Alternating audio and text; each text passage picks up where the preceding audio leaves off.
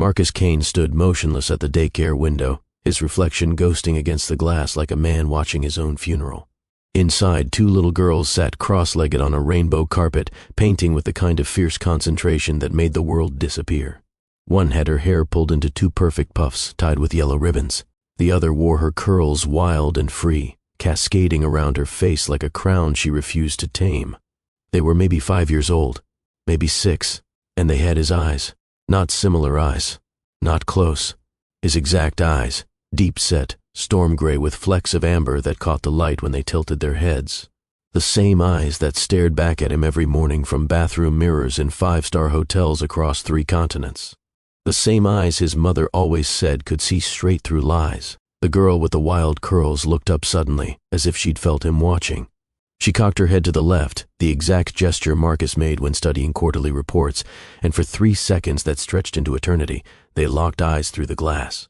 His lungs forgot how to work, because standing behind those 2 little girls, wiping paint from tiny fingers with the patience of a saint, was the only woman who had ever made him feel like a man instead of a machine. Jasmine, 6 years. It had been 6 years since he'd last seen her face. 6 years since she'd walked out of his penthouse and his life, leaving behind only a note that said, "I can't compete with your ambition anymore. I hope it keeps you warm." And now here she was, in a Harlem daycare his company had just funded as a tax write-off, raising 2 children who looked like they'd been carved from his own DNA. Let me ask you something. Have you ever had a moment where your past and present collided so violently that you couldn't tell which one was real? Have you ever stood face to face with a choice you made years ago and realized it had been growing, breathing, and living without you? That's where Marcus was right now, frozen, terrified, and for the first time, in his carefully constructed empire of steel and strategy, completely, utterly powerless. The girl with the ribbons turned around now too. She whispered something to her sister. They both giggled, then went back to painting like he didn't exist. But Jasmine saw him. Her hands stilled. The wet wipe dropped from her fingers, and the look on her face, shock, fury, and something else he couldn't name, punched straight through his custom-tailored suit and $12 million net worth. She walked toward the door. He couldn't move. And in that moment, Marcus Kane, the man who'd built an empire by never looking back, realized he was about to face the only thing he'd never learned to conquer, the cost of everything he'd left behind. If you've ever believed in second chances, or if you've ever wondered whether some mistakes are too big to fix, do me a favor, hit that like button and share this story. Because what happens next will either restore your faith in redemption or break your heart. Let's find out together. Marcus Kane didn't sleep anymore. He executed. At 24, he'd sold his first tech patent for 7 figures, while his college classmates were still figuring out how to update their LinkedIn profiles. By 28, he'd launched Kane Industries, a data security firm that governments and Fortune 500 companies paid billions to protect. By 35, he was on the cover of Forbes with the headline, "The Man Who Made Privacy Profitable." But nobody wrote about what it cost him. Nobody wrote about the nights he worked until his vision blurred, surviving on black coffee and the kind of obsessive focus that made normal people uncomfortable. Nobody wrote about how he'd learned to compartmentalize everything, emotions, relationships, even joy, into neat little boxes he could close and ignore. And nobody wrote about Jasmine. She'd been there at the beginning, back when his office was a cramped studio apartment in Brooklyn, with exposed pipes and a radiator that clanged like a dying animal. Back when success was just a fantasy he whispered to her at 2 a.m. while she played with his locks and told him he was going to change the world. "You really believe that?" He'd asked her once, exhausted after another 16-hour coding marathon. She'd kissed his forehead, her lips soft and sure. "I believe in you, Marcus. That's bigger than belief. That's faith." Jasmine worked 2 jobs back then, one at a nonprofit during the day, bartending at night, just so he could chase his dream. She'd bring him dinner in Tupperware containers, sit beside him on their thrift store couch, and quiz him on investor pitches until he knew them backwards. She never asked for anything except his presence, and presence was the one thing he never learned to give. The first crack came during series of funding. Marcus landed $8 million and celebrated by working through the entire weekend. Jasmine had planned a surprise dinner, candles, her grandmother's jerk chicken recipe, a dress she'd saved for months to buy. He forgot, didn't even call. She found him at the office at midnight, still in yesterday's clothes, eyes bloodshot, surrounded by 3 engineers and cold pizza. "I waited for you," she said quietly from the doorway. He looked up, confused. For what? The hurt on her face should have broken him. Instead, he felt irritation. Didn't she understand what was at stake? Didn't she see he was building something bigger than both of them? Never mind, she whispered and turned away. He told himself he'd make it up to her. He didn't. Series B came. Then, international expansion. His company grew from 8 employees to 800. The zeros in his bank account multiplied faster than he could count them. Penthouse apartments, private jets, invitations to Davos, and with every victory, Jasmine became smaller in his rearview mirror. He missed her birthday, then their anniversary, then the weekends, then entire months. She stopped cooking for him, stopped waiting up, stopped asking where he'd been. The silence in their home grew louder than any argument. One morning, Marcus woke up in a hotel suite in Singapore. He couldn't remember why he was there or when he'd arrived, and realized he hadn't spoken to Jasmine in 3 weeks. They lived in the same penthouse, but existed in different universes. He told himself it was temporary, that once the company stabilized, once the IPO happened, once he proved to everyone, including himself, that he was more than just another kid from Bed-Stuy with big dreams, then he'd slow down. Then he'd be the man she deserved, but that never came. Instead, he came home one evening to find her suitcases by the door. No yelling, no tears, just a calm, devastating finality in her eyes. "I can't do this anymore," she said simply. "Jazz, please. You're not even here when you're here, Marcus." Her voice didn't shake. That's what killed him most. She wasn't angry. She was done. "I fell in love with a man who dreamed out loud and laughed at stupid movies and held my hand in the rain. I don't know who you are now. I'm building something for us." "You're building something for you," she corrected. "And I hope it keeps you warm at night, because I can't anymore." She left the note on the kitchen counter, walked out, and never looked back. Marcus stared at that note for 5 minutes. Then he called his lawyer, had the divorce papers drafted, and went back to work. He told himself it was better this way. Cleaner. She'd move on, find some guy who had time for brunch and emotional availability. He'd focus on what he was actually good at, building, scaling, winning. For 6 years, that lie worked. He drowned himself in acquisitions and airport lounges. He slept with women whose names he forgot by morning. He bought art he never looked at and cars he never drove. His mother called once a month. He answered once a year. The board called him brilliant. Investors called him visionary. Competitors called him ruthless. Nobody called him happy, because late at night, when the deals were done and the emails answered and the silence pressed against him like a physical weight, Marcus would open the bottom drawer of his nightstand and pull out a single photograph. Jasmine, laughing in the rain outside their old apartment, her arms around his neck, her eyes full of the kind of love that didn't come with conditions. He'd stare at it until his chest hurt. Then he'd put it back, close the drawer, and pretend he didn't miss her. Pretend he didn't wonder what she was doing. Pretend he didn't dream about her voice calling his name the way she used to. Soft, full, like he was the answer to a question she'd been asking her whole life. Marcus Kane had built an empire, but he'd burned down the only kingdom that ever mattered, and he didn't even know it until he saw those 2 little girls through the daycare window and realized some debts don't disappear just because you stop counting. It started in a boardroom on the 47th floor. Marcus sat at the head of a glass table, half listening to his CFO drone on about tax optimization strategies and community outreach initiatives. His mind was elsewhere, on the Tokyo merger, the product launch, the keynote speech he had to give in Berlin next week. Then Simone, his director of corporate social responsibility, pulled up a slide. "The Harlem Early Learning Center," she said, clicking to a photo of a modest brick building with colorful murals. "We finalized the sponsorship last month. New playground equipment, updated classrooms, library expansion. Total investment, $400,000. Tax benefit, substantial. PR optics, excellent." Marcus barely glanced at it. "Good. Next item. We should schedule a site visit," Simone continued. "Local press wants a photo op. You, some kids, maybe hand out books or something. 15 minutes max." He was about to dismiss it entirely when something on the screen caught his eye. In the background of the photo, barely visible through a window, was a woman crouched beside a small child, pointing at something on a colorful poster. He couldn't see her face clearly. Just the shape of her, the angle of her shoulders, the way her hand rested gently on the child's back. His chest tightened for no reason he could name. "When?" he heard himself ask. Simone blinked, surprised. "When what?" "The site visit. When were you thinking?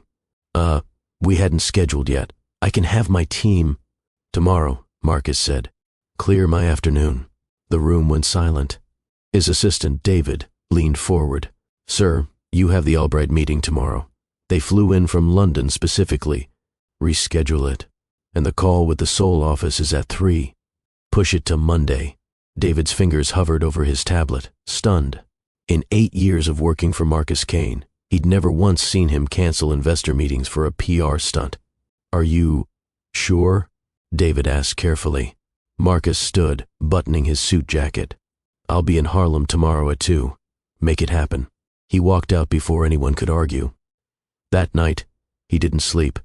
He stood at the floor-to-ceiling windows of his penthouse, looking out at the glittering chaos of Manhattan, and tried to understand the unease crawling under his skin.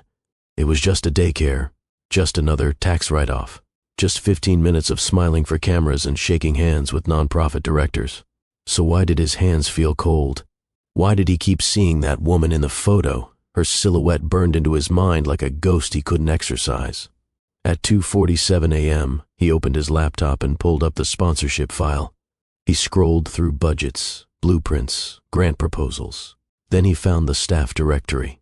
His eyes moved down the list of names and stopped. Jasmine Collier, early childhood lead educator. The room tilted. He read it again, then again. Jasmine. His Jasmine. No, not his. Not anymore. Not for 6 years.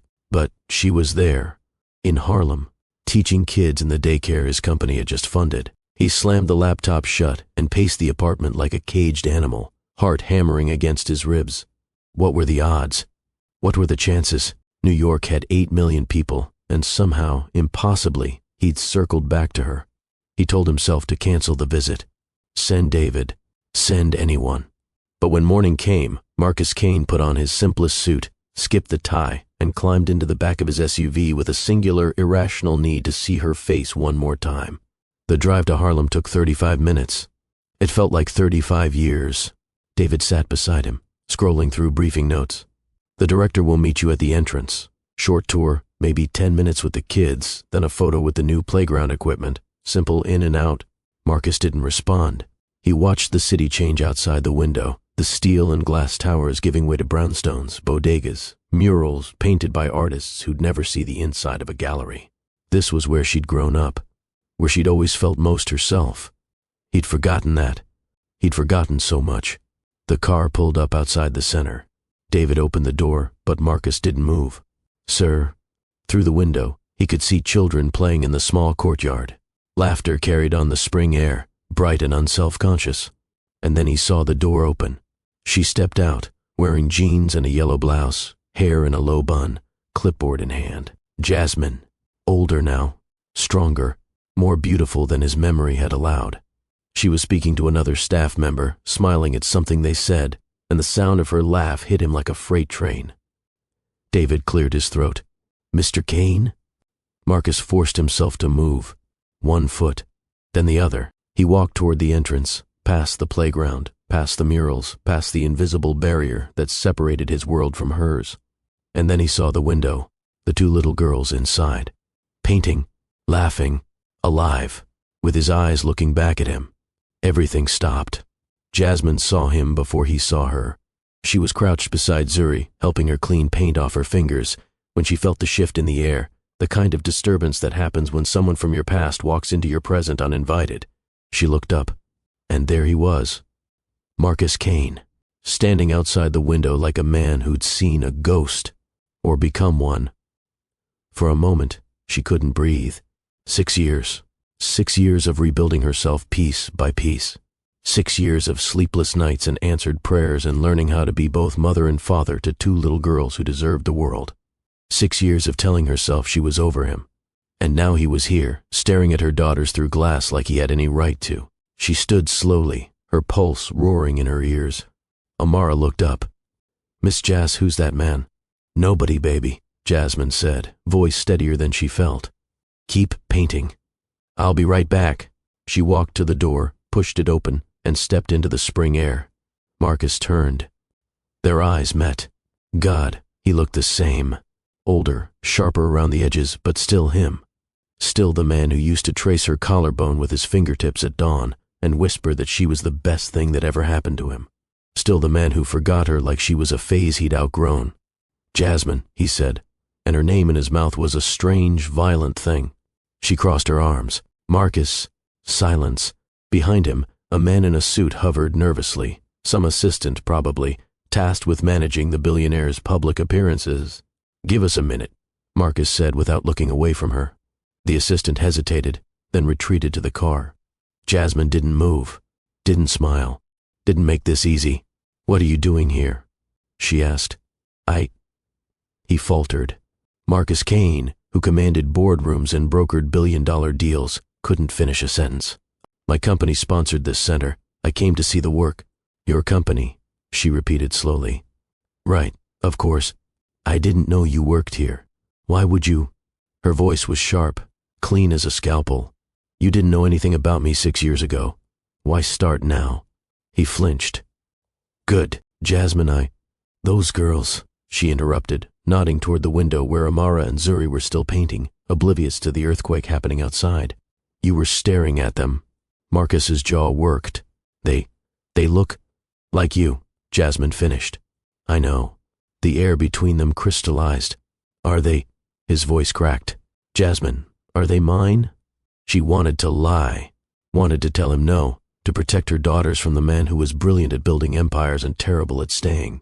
But she was tired of carrying this alone. Yes, the word hung there, irreversible. Marcus staggered back a step like she'd struck him.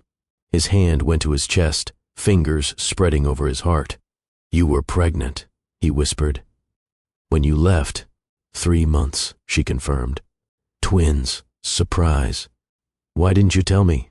And there it was, the question she'd been waiting 6 years to answer. Jasmine stepped closer, close enough to smell his cologne, still the same, still the scent that used to cling to her skin on Sunday mornings. "I tried," she said quietly, fury bleeding into every syllable. "I called you 47 times. 47, Marcus. I left voicemails. I sent emails. I even showed up at your office twice, but your assistant said you were in Tokyo, then Singapore, then who the hell knows where." His face went pale. "I sent a letter to your mother. My mother, she told me you'd moved on, and that I should too." Jasmine's laugh was bitter. "So I did. I moved on to prenatal appointments alone, to labor alone, to raising 2 daughters alone while you were busy being Forbes cover famous." Marcus looked like he might be sick. "I didn't know," he rasped. "I swear to God, Jasmine, I didn't know. That's the problem, Marcus. You didn't know because you didn't want to know. You made yourself unreachable. You erased me. I never erased you. You changed your number. You stopped answering emails from addresses you didn't recognize. You built walls so high nobody could climb them." Her voice broke. "Not even the mother of your children." He reached for her. She stepped back. "Don't. Jasmine, please." "What are their names?" she demanded suddenly. He froze. "What?" "Their names, Marcus.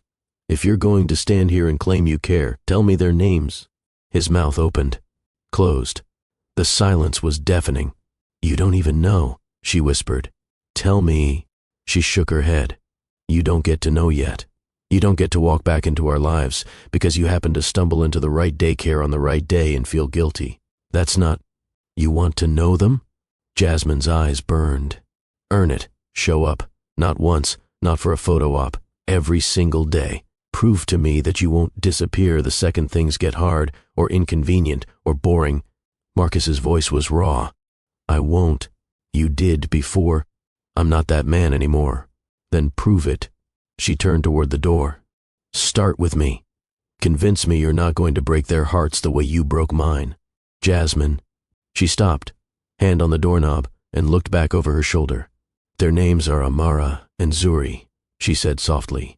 "Amara Sage and Zuri Rain. They're 5 years old. Amara loves art and hates loud noises. Zuri has asthma and wants to be an astronaut. They ask about their father sometimes." Marcus's eyes filled. "I tell them you're far away," Jasmine continued. "That you're working, that you're strong." "What else?" he whispered. "That I hope one day they'll meet you." She paused. "And that I'm terrified they will." She walked inside and closed the door. Marcus stood alone in the courtyard. the sounds of children's laughter mocking the silence in his chest. Through the window, he watched Jasmine kneel beside the two girls, his girls, and gently wipe paint from Zuri's cheek. Amara looked toward the window. For 3 heartbeats, father and daughter stared at each other through the glass. Then she turned back to her painting, and Marcus Kane, for the first time in his immaculately controlled life, had absolutely no idea what to do next, except the one thing he'd never learned how to do: stay. They met 3 days later at Riverside Park, neutral ground, Jasmine's condition. Marcus arrived first, sitting on a bench overlooking the Hudson, hands clasped between his knees like a man awaiting sentencing. He'd canceled meetings in San Francisco, ignored 17 emails from his COO, told David to clear his calendar indefinitely. How long? David had asked, stylus hovering over the tablet. However long it takes, Marcus replied. When Jasmine appeared, walking alone down the path in jeans and a cream sweater, Marcus stood so quickly he almost knocked over the coffee he'd brought her. She saw it, raised an eyebrow. "Oat milk, 1 sugar," he said. "If you still—" "I do." She took it, surprised he remembered. They sat on opposite ends of the bench, close enough to talk, far enough to keep distance. For a long time, neither spoke, just watched the river move, carrying secrets downstream. Finally, Jasmine broke the silence. "You wanted to know what you missed," she said. "So I'm going to tell you, and you're going to listen." Marcus nodded. She began, "I found out I was pregnant 2 weeks after I left. I was working at the nonprofit, barely making rent on a studio in Washington Heights. I took 3 tests because I didn't believe the first 2. She sipped her coffee. "I sat on the bathroom floor and cried for an hour, not because I didn't want them, because I knew I'd be doing it alone." Marcus's hands clenched. The pregnancy was hard. I had hyperemesis, constant nausea, couldn't keep food down. I lost 12 pounds in the first trimester. My sister Keisha moved in to help, but she had 2 jobs, so most days it was just me in the toilet. He wanted to say something. There was nothing to say. "I called you," Jasmine continued, voice steady. "Over and over. Your number was disconnected. I emailed your work account, bounced back. I tried reaching you through your assistant, but she said you'd asked not to be contacted by prior personal acquaintances." Marcus closed his eyes. He remembered that policy, had implemented it himself to minimize distractions. "So I stopped trying," Jasmine said. "I went to prenatal appointments alone, did the ultrasounds alone, found out I was having twins alone. The technician asked if I wanted to wait for the father." Her voice wavered. "I told her there wasn't one."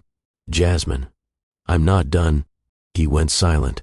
Labor started at 36 weeks. Middle of the night, water broke in bed.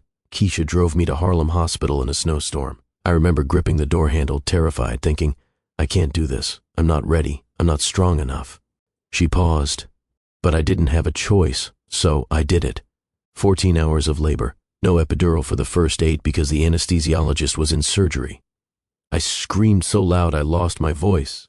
A tear slid down her cheek. She didn't wipe it. Amara came first, 5 pounds, 2 ounces. They put her on my chest and I forgot every second of pain. She was perfect, Marcus. Perfect and tiny and mine. Marcus's throat burned. Zuri came 20 minutes later, smaller, quieter. They whisked her away immediately. Her oxygen levels were low. I didn't get to hold her for 6 hours. I just lay there, leaking milk and tears, praying she'd be okay. "Is she?" "She's fine now. But those 6 hours..." Jasmine shook her head. "I've never been more terrified in my life." She turned to face him fully. "The first year was a blur. I was healing from a C-section, breastfeeding twins every 2 hours, sleeping maybe 90 minutes at a time. Keisha helped when she could, but she had her own life. Most nights it was just me, 2 crying babies, and the kind of exhaustion that makes you hallucinate." Marcus's vision blurred. "I learned how to change diapers one-handed while feeding the other baby. I learned how to grocery shop with twins strapped to my chest. I learned how to fix a leaking pipe with duct tape at 3 a.m. because I couldn't afford a plumber and the landlord wouldn't answer." She took a breath. "I went back to work when they were 4 months old. Keisha watched them during the day. I pumped milk in a storage closet during lunch breaks. I came home exhausted, played with them for an hour, then collapsed. You shouldn't have had to..." "But I did," Jasmine said fiercely. "Because you weren't there. Because I didn't have a choice." She pulled out her phone, scrolled, then handed it to him. On the screen, a photo of infant Amara and Zuri. asleep in a single borrowed bassinet, tiny fists curled against each other's faces. Marcus stared at it until the image warped through his tears. "Their first birthday," Jasmine said, taking the phone back. "I made cupcakes from a box mix, sang happy birthday by myself. They smashed cake everywhere and I laughed so hard I cried. It was one of the best days of my life." She scrolled again, showed him another photo, the girls at 2, covered in paint, grinning at the camera. Amara's first word was mama. Zuri's was no. Jasmine smiled. Amara took her first steps at 11 months. Zuri followed 2 days later, refusing to be outdone. More photos, more milestones, a whole life he'd never seen. Zuri's first asthma attack happened when she was 3. I rushed her to the ER at midnight, drove 80 in a 40 zone, praying the entire way. They put her on oxygen and I sat beside her crib, holding her tiny hand, and I thought, this is what it means to love someone more than yourself. Marcus's shoulders shook. Amara started drawing when she was 4. She's incredible, Marcus. She sees the world in colors I can't even name. Zuri asks questions constantly about stars, planets, why the sky is blue. She wants a telescope. I've been saving for one. Jasmine set her coffee down. That's what you missed, not just milestones. The 3 a.m. fevers, the tantrums in grocery stores, the first day of pre-K when they both cried and I cried harder, the bedtime stories, the nightmares, the scraped knees, the laughter that sounds like church bells, the fights over who gets the pink cup, the way they hold hands when they're scared. She looked at him. You missed them, Marcus. All of them. Every beautiful, terrifying, ordinary moment. He couldn't speak. Could barely breathe. I'm not telling you this to punish you, Jasmine said softly. I'm telling you because if you want to be their father, you need to understand what fatherhood actually costs. It's not money. It's not gifts. It's presence. It's showing up when it's hard, when it's boring, when it's 2 a.m. and someone has a fever and you haven't slept in 3 days. She stood. Can you do that, Marcus? Can you be present? He looked up at her, this woman who'd survived a war he'd never fought, who'd built a family from nothing while he built towers from steel. I don't know, he said honestly, but I want to try. Jasmine studied him for a long moment. Then come to dinner, she said. Friday, 6 o'clock. Bring something simple, no fancy gifts, no grand gestures. Just me. Just you. She walked away, and Marcus sat alone on that bench, holding the coffee cup she'd left behind, and whispered to the river, Please, let me be enough. Marcus stood outside Jasmine's apartment building at 5:47 p.m., holding a paper bag of groceries like a shield. He'd changed clothes 4 times, settled on dark jeans and a simple gray Henley. No watch, no designer labels, just him. Inside the bag, ingredients for spaghetti. He'd Googled easy pasta recipes for kids, apple juice boxes, and a children's book about constellations he'd found at a bookstore in Brooklyn. His hands were sweating. Marcus Kane had pitched to venture capitalists, keynoted at global tech conferences, negotiated with heads of state. But standing outside this modest walk-up in Harlem, about to meet his 5-year-old daughters for the first time, he was more terrified than he'd ever been in his life. He pressed the buzzer. It's me, he said into the intercom. The door clicked open. 3rd floor, no elevator. By the 2nd landing, his heart was hammering. Jasmine waited in the doorway of 3 degrees Celsius, arms crossed, wearing an oversized sweater and leggings. Her hair was in twists now, pulled into a high ponytail. You're early, she said. I was nervous. Her expression softened slightly. Come in. The apartment was small but immaculate. Warm yellow walls covered with children's artwork. A well-worn couch draped with a crocheted blanket. Bookshelves stuffed with picture books and framed photos. The scent of vanilla candles and something baking in the oven. It felt like a home. His penthouse had never felt like this. They're in their room, Jasmine said, taking the grocery bag from him. I told them a friend of mine was coming for dinner. Not yet, she confirmed. Let them get comfortable first. He nodded, mouth dry. Jasmine walked to a closed door covered in stickers and crayon drawings. She knocked gently. Amara, Zuri, come say hello. The door flew open. 2 little girls tumbled out, and Marcus forgot how to breathe. Zuri came first, wild curls bouncing, wearing mismatched socks and a shirt with a rocket ship. She stopped 3 feet away, hands on her hips, studying him with those storm gray eyes. You're tall, she announced. Marcus crouched down to her level. You're observant. What's observant mean? It means you notice things other people miss. She grinned.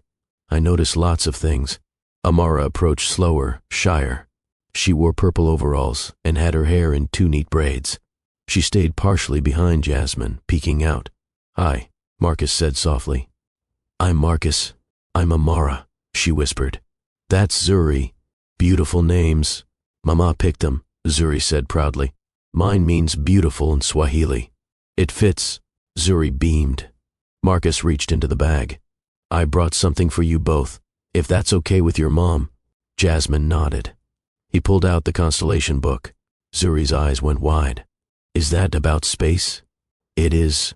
She snatched it from his hands, flipped it open, and gasped at the illustrations. Amara, look. It's the Big Dipper. Amara crept closer, curiosity winning over shyness. Do you like space? Marcus asked Zuri. I love space. I'm gonna be an astronaut. That's a perfect goal. What's your goal? The question landed like a punch. What was his goal? 6 days ago, he would have said, expand into Asian markets, increase quarterly revenue, secure the defense contract. Now, looking at this 5-year-old who shared his DNA and apparently his stubborn chin, only one answer made sense. To be here, he said. With you. Zuri considered this seriously. Okay. You can stay. Amara tugged Jasmine's sleeve. Can he help us color? If he wants to, Jasmine said. Marcus looked up at her. She gave him the smallest nod. I'd love to, he said. The next hour unfolded like a dream. They sat on the living room floor, surrounded by crayons and construction paper. Zuri drew planets with wild abandon, narrating an elaborate story about an astronaut named Captain Zuri who discovered a galaxy made entirely of ice cream. Amara worked quietly on a portrait, a family of 4 holding hands under a rainbow. Marcus helped Zuri spell Andromeda and listened to Amara explain why purple was scientifically the best color. It's what you get when you mix red and blue, she said seriously. So it's like 2 colors became friends. His throat tightened. Dinner was chaotic and perfect. Jasmine made baked chicken, mac and cheese, and green beans. The girls fought over who got the drumstick. Zuri spilled juice twice. Amara told a knock-knock joke that made no sense, but everyone laughed anyway. Marcus helped clean up, standing beside Jasmine at the sink, their shoulders nearly touching. They're incredible, he whispered. I know. You did this. Alone. She didn't answer, just handed him a dish to dry. After dinner, the girls insisted on showing Marcus their room. Bunk beds with glow-in-the-dark stars on the ceiling. Stuffed animals everywhere. A small bookshelf overflowing with stories. I sleep on top, Zuri declared, climbing the ladder. Amara's scared of heights. I'm not scared, Amara protested. I just like being close to the ground. Marcus sat on the floor between their beds. Do you read before sleep? He asked. Every night, Amara said. Mama does all the voices. She's really good at voices, Zuri added. I bet she is. Jasmine appeared in the doorway. Bedtime in 15 minutes. Can Marcus read to us? Zuri asked. Jasmine looked at him. He looked back, asking silent permission. 1 story, she said. Zuri grabbed the constellation book. This one. Marcus read about Orion the Hunter and Cassiopeia the Queen. He did terrible voice impressions that made the girls giggle. Amara scooted closer. Zuri leaned against his shoulder. When he finished, Amara asked quietly, Will you come back? His heart cracked open. If your mom says it's okay, he said carefully. I'd like to. I say it's okay, Zuri announced. Marcus looked at Jasmine. She hesitated, then nodded. We'll see. He stood to leave. Zuri grabbed his hand. Wait. She rummaged through a drawer and pulled out a crayon drawing, a stick figure man with spiky hair and a cape. I made this for you, she said. Who is it? Captain Marcus, she said. He helps Captain Zuri save the galaxy. Marcus's vision blurred. He crouched down and pulled her into a gentle hug. She hugged back without hesitation. Amara joined, wrapping her small arms around both of them. And for the first time in 6 years, Marcus Kane felt whole. When he finally left, standing in the hallway outside the apartment, Jasmine walked him to the door. Thank you, he said. For what? For letting me in. She studied him. Don't make me regret it. I won't. They already like you, Marcus. That's dangerous. If you disappear, I won't, he repeated, voice fierce. I swear on everything I have, I won't. She searched his face, looking for cracks, for lies. Found only desperation and hope. Then come back Sunday, she said. We usually go to the park. I'll be there. She closed the door softly. Marcus walked down 3 flights of stairs, out into the Harlem night, and sat in his car for 20 minutes, staring at the stick figure drawing of Captain Marcus. He texted David, "Cancel everything for the next month. I'm exactly where I need to be." Then he drove home to his empty penthouse, pinned the drawing to his refrigerator, and cried until he couldn't anymore. If you're still watching, drop a comment and tell me, do you believe people can really change? Or a second chance is just fairy tales we tell ourselves? Hit that subscribe button if you want to see where this goes, because we're just getting started. Sundays became sacred. Marcus showed up at Jasmine's door at 9 a.m. with bagels, fruit, and 2 hot chocolates. One with extra marshmallows for Zuri, one with cinnamon for Amara. They'd walk to Riverside Park, the girls running ahead, Marcus and Jasmine trailing behind in careful silence. He learned their rhythms. Zuri needed to burn energy, climbing, running, asking a million questions. Amara needed quiet moments, collecting leaves, drawing in her sketchbook, observing. One Sunday, Zuri's inhaler ran out mid-park visit. She started coughing, chest tightening. Marcus didn't panic. He scooped her up, told Jasmine to get Amara, and sprinted 6 blocks to the nearest pharmacy. Carried Zuri the entire way, whispering, "Breathe with me, storm girl. In for 4, out for 6. The pharmacist rushed the prescription. Marcus administered it himself, hands steady despite the terror screaming through his veins. When Zuri's breathing evened out, she looked up at him and whispered, "You didn't leave." "Never," he said. Jasmine watched from the doorway, something shifting in her eyes. Weekdays were harder. Marcus couldn't be there for breakfast or school drop-offs, not yet. But he started calling every evening at 7 right before bedtime. Zuri would tell him about her day in enthusiastic, chaotic detail. Amara would show him her latest drawing through FaceTime, explaining each color choice with scientific precision. "This is cerulean blue," she'd say. "It's calmer than regular blue." "I like calm," Marcus would reply. "Me too." 3 weeks in, Jasmine's sink broke. She called a plumber. They quoted her $800. She hung up, sat on the floor, and tried not to cry. Marcus showed up an hour later with a toolbox. "How did you—" "Amara mentioned it during our call," he said. "I'm not a plumber, but I can try." He spent 2 hours under the sink, watching YouTube tutorials, cursing under his breath. Jasmine sat on the counter, holding a flashlight, trying not to smile. "You know you can just pay someone to do this," she said. "I want to do it." "Why?" He looked up at her, wrench in hand, dust on his shirt. "Because showing up matters more than money." He fixed the sink. It leaked again 2 days later, but the effort mattered. A month in, the media found out. Tech billionaire Marcus Kane spotted in Harlem. New romance? The photo showed Marcus walking with Jasmine and the girls, Zuri on his shoulders, Amara holding Jasmine's hand. His phone exploded. Investors panicked. The board demanded a meeting. His publicist begged him to issue a statement. Marcus turned his phone off and showed up for Sunday bagels. "They're calling," Jasmine said, nodding at his silent phone on the table. "Let them. Marcus, your company will survive without me for a few hours." He looked at her. "This won't." The board meeting happened on a Tuesday. 20 executives in tailored suits, staring at him like he'd lost his mind. "You've missed 4 major meetings," his COO said. "Investors are nervous. The Tokyo deal is stalling." "Delegate it," Marcus replied. "You're the face of this company. And I'm also a father." The room went silent.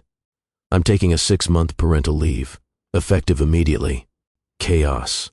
"You can't be serious. This will tank the stock. We have acquisitions pending." Marcus stood. "I've spent 15 years building this company. I missed everything that mattered. I'm not making that mistake again.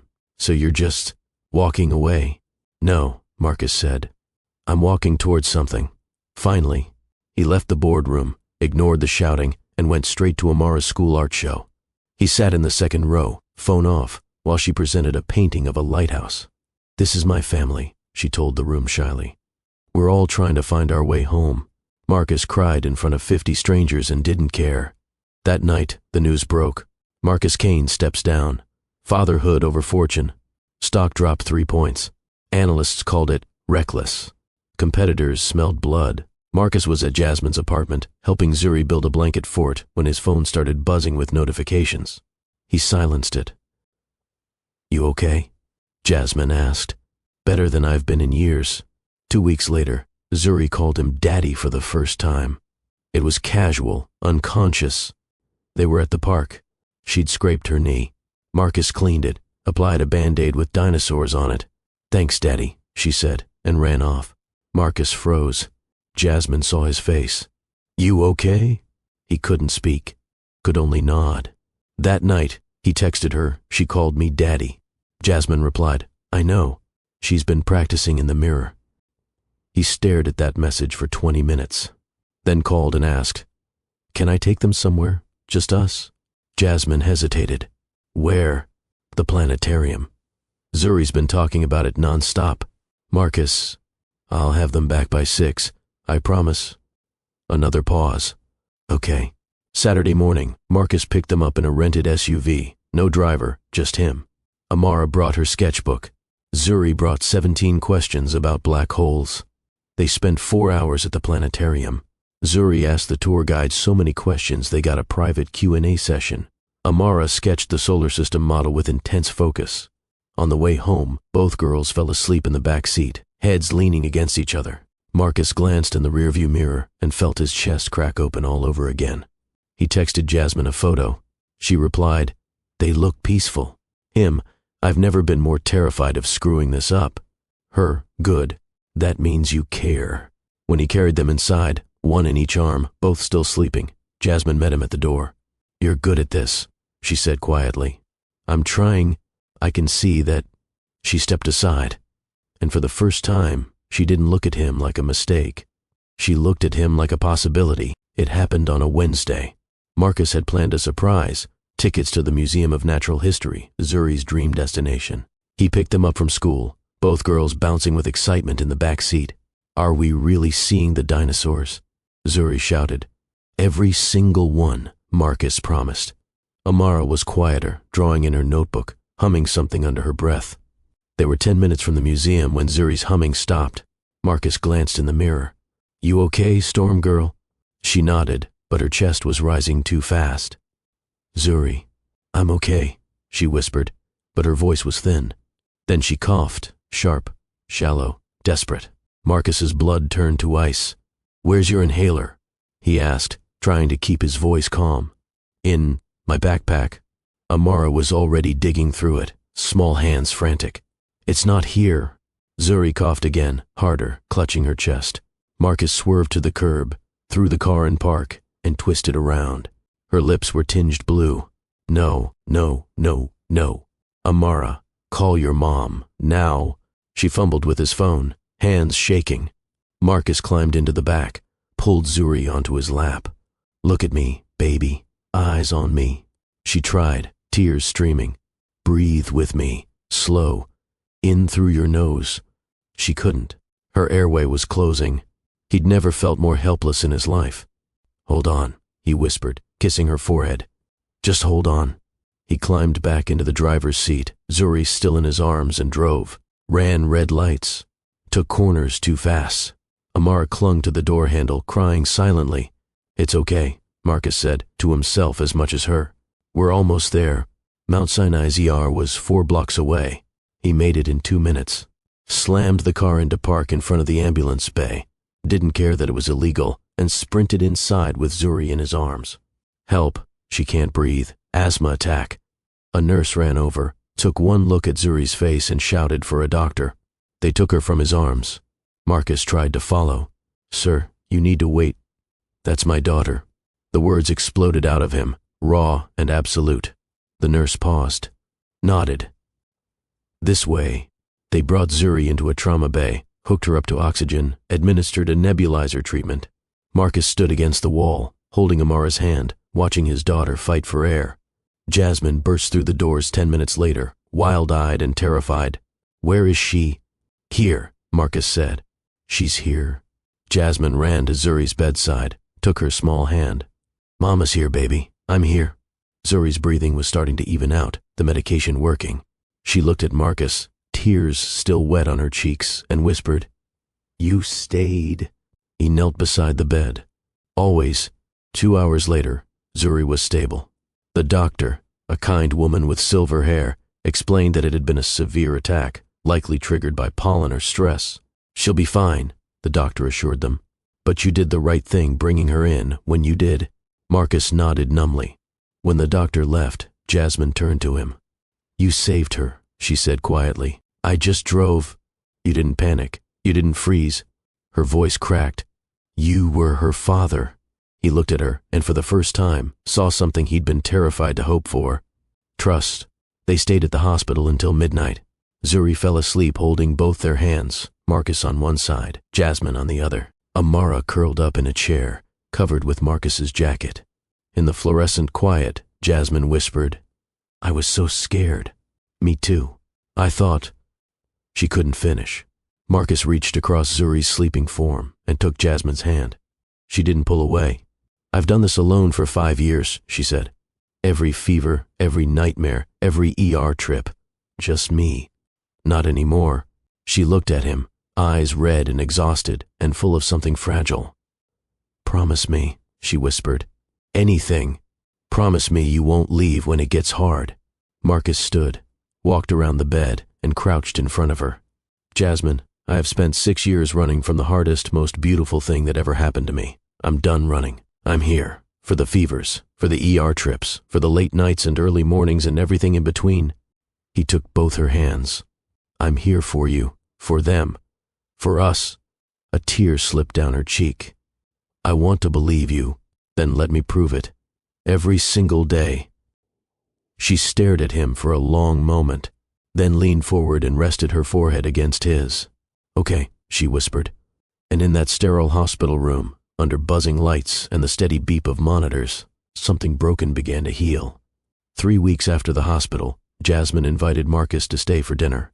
Not pick up the girls and leave. Stay. He arrived with flowers, simple sunflowers, her favorite, and a bottle of wine. The girls were already in pajamas, watching a movie in the living room. They ate early, Jasmine said. This is for us. Us. The word hit different now. She'd made jerk chicken, rice and peas, fried plantains, the meal she used to cook for him when they were young and broken in love. You remember, he said quietly. I remember everything, Marcus. She poured the wine. That's the problem. They ate in the small kitchen, knees almost touching under the table. For a while they talked about safe things, the girls' upcoming school project, Zuri's new obsession with Greek mythology, Amara's shyness around other kids. Then Jasmine set down her fork. I need to ask you something. Anything. What was your worst night? She asked. In the 6 years we were apart. Your absolute worst. Marcus didn't hesitate. 3 years ago, Tokyo. I'd just closed a deal worth $900 million, biggest in my career. He stared at his wine glass. I went back to my hotel, ordered room service I didn't eat, and woke up at 2 a.m. feeling like I couldn't breathe. Why? Because I'd won everything, and it felt like nothing. He looked at her. I opened a drawer looking for aspirin and found an old photo. Us in Paris that weekend we could barely afford. You were laughing at something, holding a croissant, and I was looking at you like you were the only real thing in the world. Jasmine's breath caught. I stared at that photo until sunrise, Marcus continued. Then I put it back, closed the drawer, and got on a plane to London. Pretended it never happened. And now I know that photo was the only true thing I ever had. Jasmine closed her eyes. My worst night was a week after Zuri's asthma diagnosis, she said. I hadn't slept in 3 days. Amara had a fever. Zuri was coughing nonstop. I was out of groceries, out of money until payday, out of hope. Marcus's hands clenched. I sat on the bathroom floor and cried so hard I scared myself, she continued. Not because I couldn't handle it, but because I was terrified you were somewhere thriving, not thinking about me at all. I thought about you every day. But you didn't come back. No, he admitted. I didn't. Silence settled between them. Then Jasmine asked, why now? Why come back after 6 years? Marcus leaned forward. Because I saw them, he said simply. And in 1 second, everything I'd built to protect myself from feeling anything just collapsed. I looked at Amara and Zuri and saw everything I'd thrown away. We're not things you threw away, Marcus. We're people you left. I know. His voice broke. And I will spend the rest of my life trying to make up for that. Not because I expect forgiveness, Because you deserve someone who shows up. Jasmine studied him. I don't want your guilt, she said. It's not guilt, it's love. The word hung in the air like a confession. You don't get to say that yet, Jasmine whispered. Why not? Because love is easy to say. It's the staying that's hard. Marcus reached across the table and took her hand. Then watch me stay. She didn't pull away. Later, after the dishes were done and the girls asleep, they sat on the couch with the space of one cushion between them. Jasmine broke the silence. I don't know how to do this, she admitted. Do what? Let you back in. She looked at him.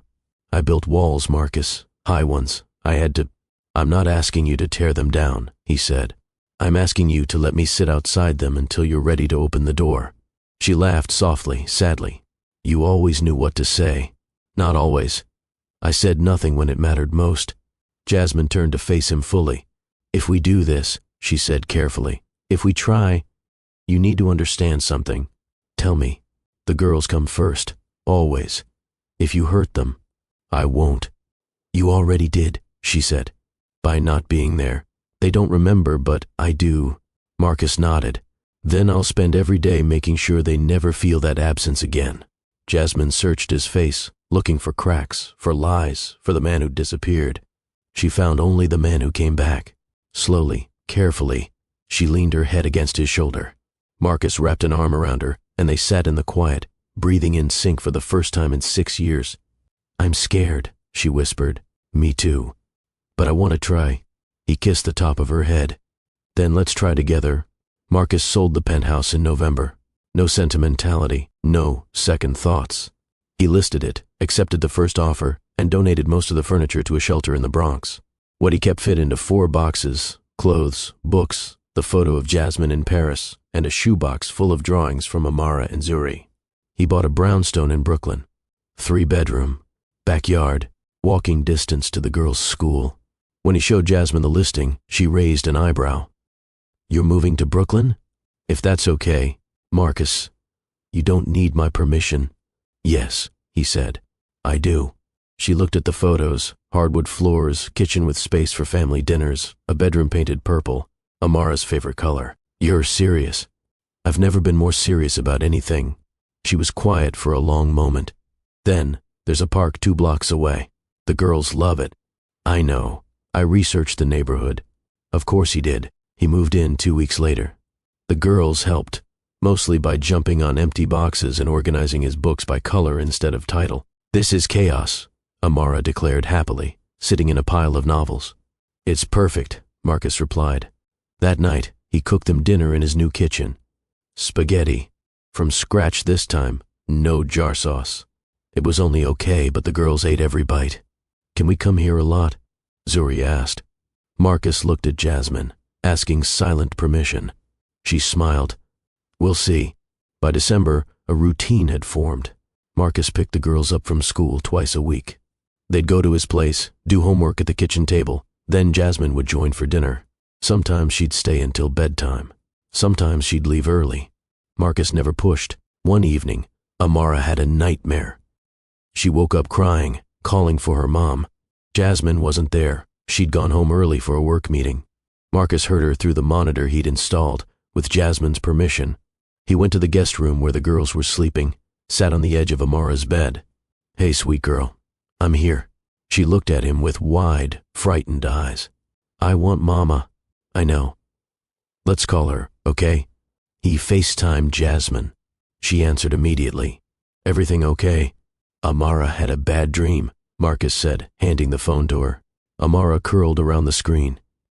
Mama, I'm here, baby. Tell me about it.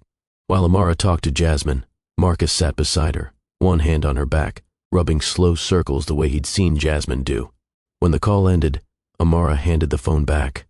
Can you stay? She whispered. Of course. He lay down on top of the covers. Amara curled into his side.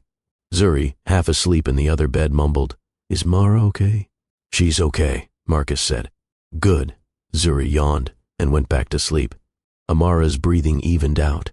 Marcus stayed until dawn, afraid to move, afraid to break the fragile trust she'd given him. The next morning, Jasmine arrived early with coffee and bagels.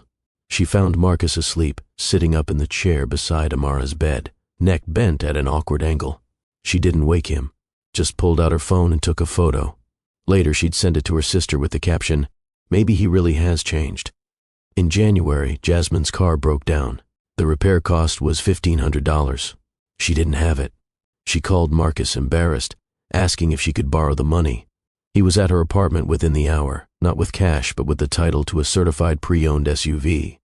"Marcus, I can't. It's safe. It has good crash ratings. And it's in your name. This is too much." "It's for them," he said, nodding toward the girls. "I need to know they're safe when I'm not there." Jasmine stared at him. "This isn't about control," he added quickly, "or showing off. I can't sleep knowing you're driving something unreliable." She looked at the keys in his hand, then at his face, earnest, worried, without agenda.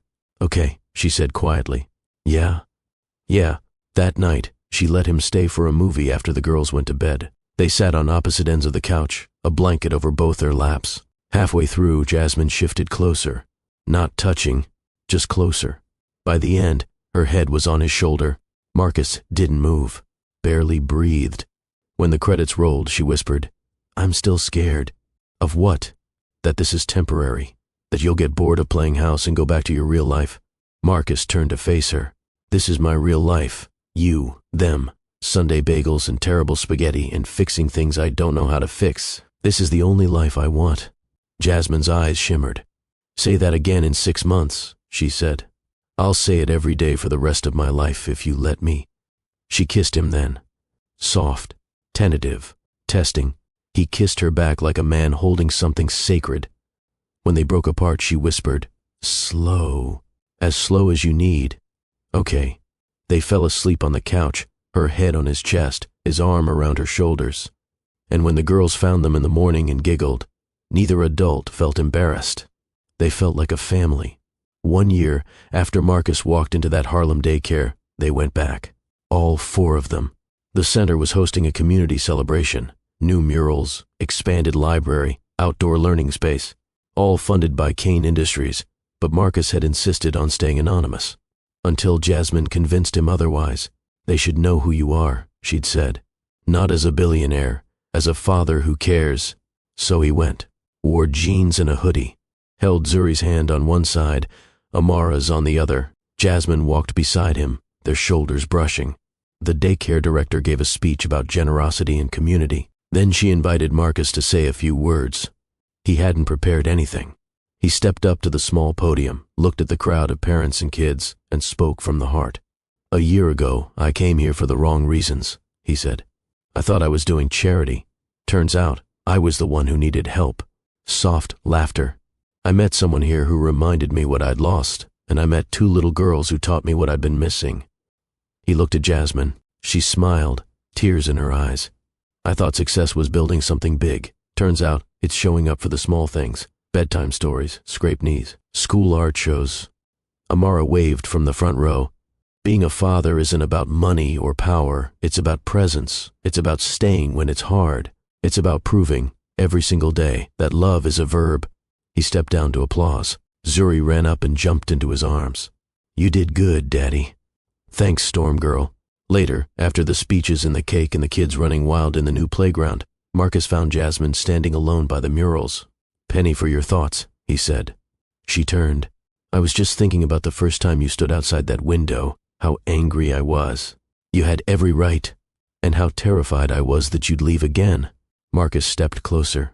"And now," she smiled. "Now I'm terrified you'll stay.